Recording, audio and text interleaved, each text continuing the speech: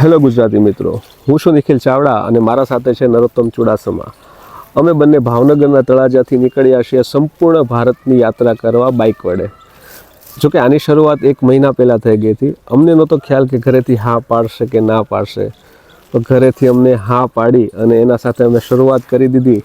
Riding gears લીધા, cameras લીધા, બધા એક્વિપમેન્ટ લીધા અને એની સાથે આજનો દિવસ આજે અમે અમારી જર્ની સ્ટાર્ટ કરી દીધી અને અમે આવી પહોંચ્યા છીએ દીવ. અત્યારે છીએ દીવના કેસલમાં. અહીંયાથી અમે જાશું દ્વારકા, રાજસ્થાન, કારગિલ, લેહ લદ્દાખ થઈ મનાલી, ગુવાહાટી, મિઝોરમ, પુરી, કોલકાતા, મતલબ સંપૂર્ણ આખું ભારત બાઇક વડે ફરીશું. ઓલમોસ્ટ 4 મહિના જેવો સમય થશે. તો બન્યા રહો અમારા વિડીયોમાં અને સાથે અમને સપોર્ટ કરો અમારી જર્નીને. સો ફાઇનલી આપણી જર્ની સ્ટાર્ટ થઈ ગઈ છે તળાજાથી. બધા ફ્રેન્ડ્સે બહુ સારો ચેરઅપ આપ્યો અને તળાજાથી આપણી જર્ની ચાલુ થઈ ગઈ છે ઓલ ઇન્ડિયા માટે. સંપૂર્ણ ઇન્ડિયા આપણે ફરીશું આપણા રોયલ એનફિલ્ડ રિબોન પર.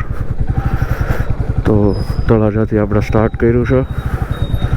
પેટ્રોલ ફૂલ કરાવી દીધું છે અને હાઈવે પર પહોંચી ગયા છે. હવે આપણે અહીંયાથી મહુવા જવાના છીએ. મહુવા આપણો પહેલો સ્ટોપ છે. એના વચ્ચે આપણે ભગુડા, મોગલધામ દર્શન કરીશું. એના પછી આપણે આપણી જર્ની ચાલુ કરીશું.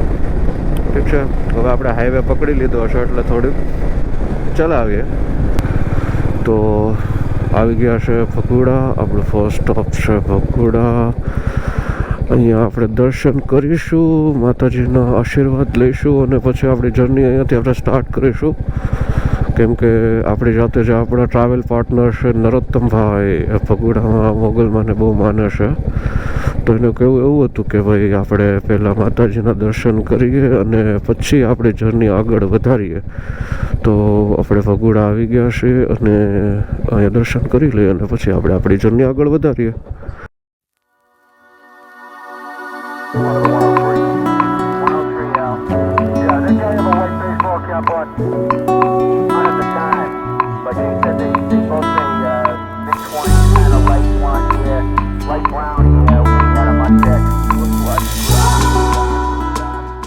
ભગુડા દર્શન કરીને હવે નીકળી ગયા છીએ અને હવે આપણે મહુવા જશું. મહુવા થઈને આપણે ઉના થઈને આજે આપણે દીવ જશું. દીવ જોશું કે દીવમાં શું શું છે જોવા જેવું. ગીદીડા આવી ગયા જો. આવી રીતના જ્યારે રસ્તા પર ગાયો અને આવી રીતના જ્યારે બકરાઓ જતા હોય ને ત્યારે આમ મસ્ત નજારો હોય છે. આમ એવું લાગે છે કે ગામડામાં છે ને ગામડાની ફીલ આવે, એટલે મજા આવે આ રીતના આમ સીન્સ જોઈએ ને ક્યારે. તો જોઈ શકો નાના નાના ગીદીડા જાય છે. ઓહો, બસ હવે અહીંયા આગળથી આપણે એક્સપ્રેસ વે ચાલુ થઈ જશે દ્વારકા સુધીનો. ગુજરાતમાં આમ જોઈએ ને તો ગામડાના રસ્તા છે ને બહુ ખરાબ હોય. જ્યાં પણ તમે આમ જાઓ એટલે ખાડા અને બમ ને સ્પીડ બ્રેકરો જ્યાં ન હોવા જોઈએ ત્યાં બી સ્પીડ બ્રેકરો મૂકી દે, એટલે આમ થોડુંક અજીબ લાગે ચલાવવામાં. હવે આપણે એક્સપ્રેસ વે પર ચડી ગયા છીએ.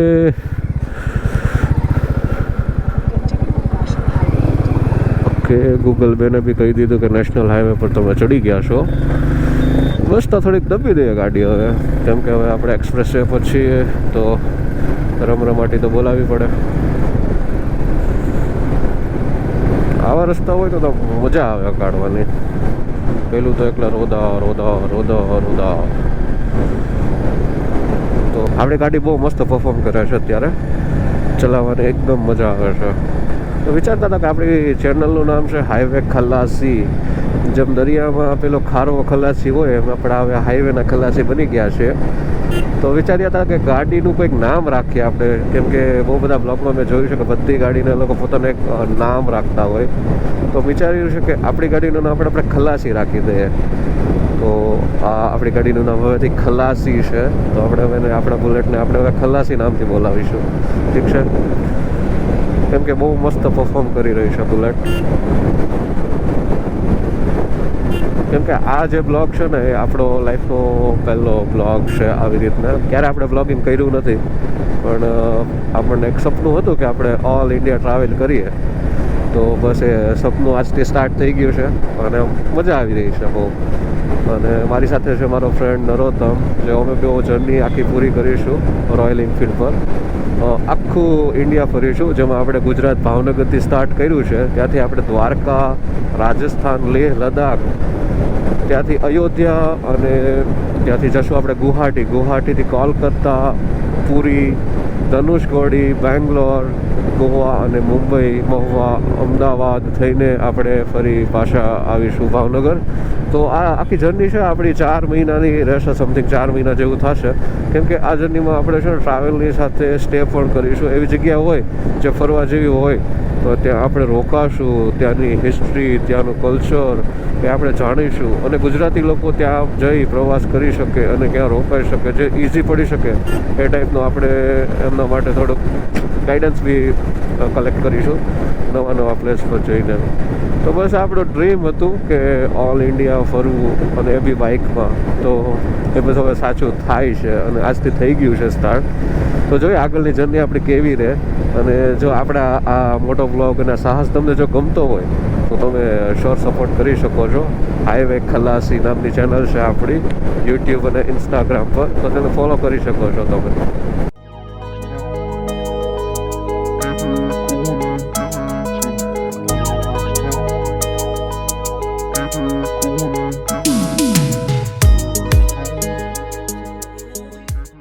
Una city this side. Okay, we entered in Una. Google પેને બી કહી દીધું છે કે હવે ટર્ન લઈ લ્યો અંદર, નકર થોડાક આગળ જતા રહેશો. તો આપણે ઉનામાં એન્ટર થઈ ગયા છીએ. હવે આપણે અહીંયાથી જશું દીવ ઉનાથી 20 કિલોમીટર જેવું છે.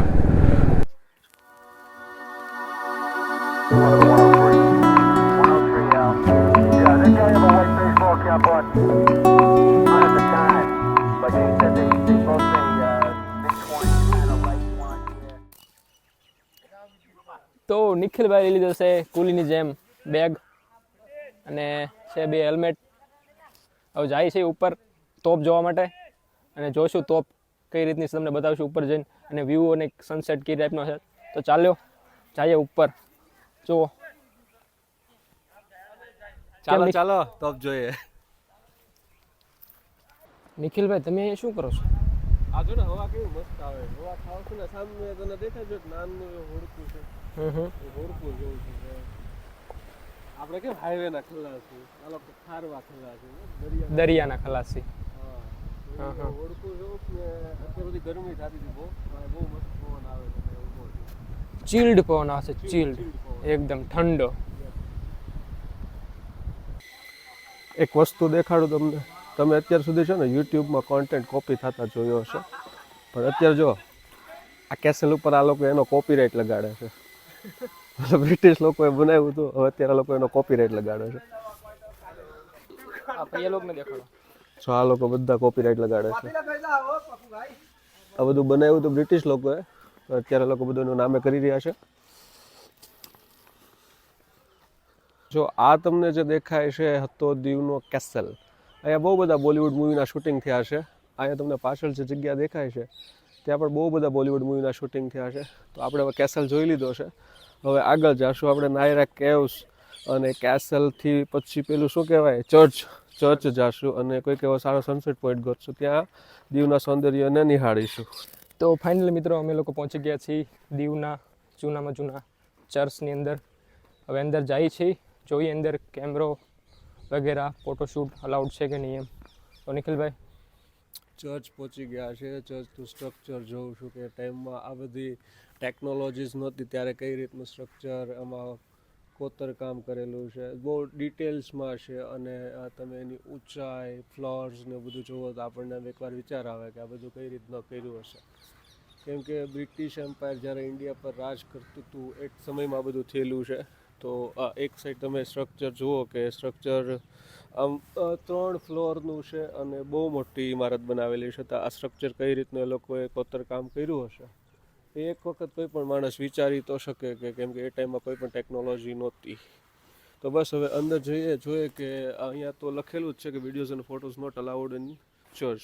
તો વિડીયોઝ અને ફોટો રેકોર્ડ અલાઉડ નથી. તો આપણા પાસે છે 2 કેન્ડલ અને જઈને આપણે પ્રે કરીશું અને પ્રે કરીને બહાર આવીશું. જો પોસિબલ હશે તો આપણે અંદર વિડીયો રેકોર્ડ કરીશું. ઠીક છે. At the time, but they said they both say mid-20s, kind of light blonde hair, light brown hair. We had him on deck. Looked like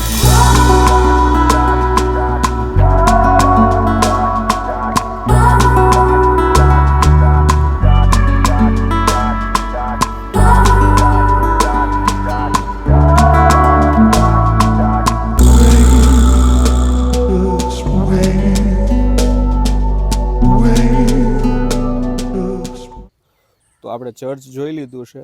ચર્ચમાં ગયા, આપણે કેન્ડલ્સથી પ્રે કર્યું. આના પહેલાં ક્યારે આપણે ચર્ચમાં કોઈ દિવસે પ્રે નહોતું કર્યું કે આમાં શું રિચ્યુઅલ્સ આવતી હોય આપણને નહોતી ખબર.